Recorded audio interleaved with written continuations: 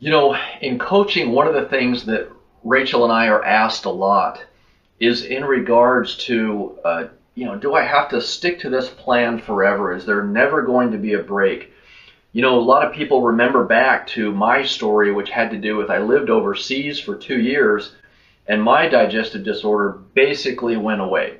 We get questions on that. Well, what diet were you eating exactly that you weren't worried about all this combining, and you got to eat kind of a normal way, eat a lot of different things, combine some different foods, because there is no culture that just eats carbs or just eats protein all the time. In that sense, you're correct. There is a light at the end of the tunnel.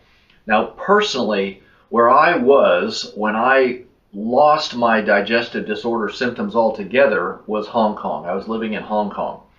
And so in Hong Kong, as in all of or most of the Asian cultures, the diet is heavy on carbohydrates, which in that case was rice, also heavy or a moderate amount of the watery type vegetables that you'll see in the charts, what we call W foods, and then is very light on the protein foods. In their case, it's largely out of, at least in the areas where I lived, it was largely out of poverty. The protein foods, the meats and cheeses, the fishes and poultries, those are the expensive foods.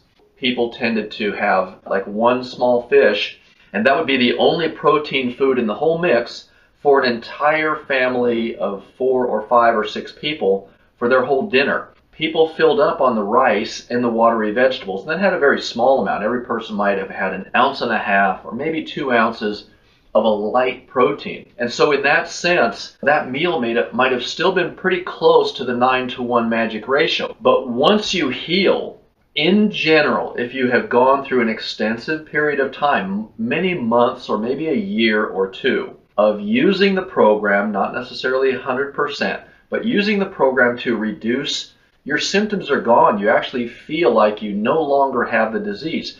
When you get to that point and you stabilize there for a while, I believe that most people can then return to an Asian style diet, the diet I just described to you a minute ago, and not return to your symptoms.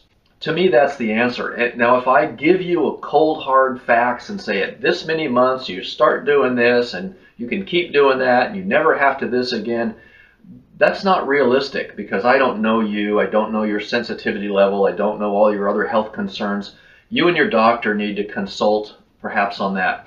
And you might have to convince your doctor that this program is what got you to this asymptomatic level of life and digestive health.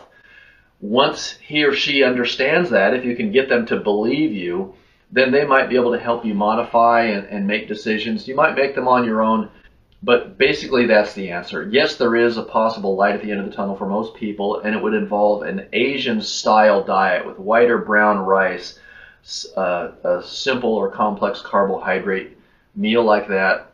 Secondary, you eat your W vegetables.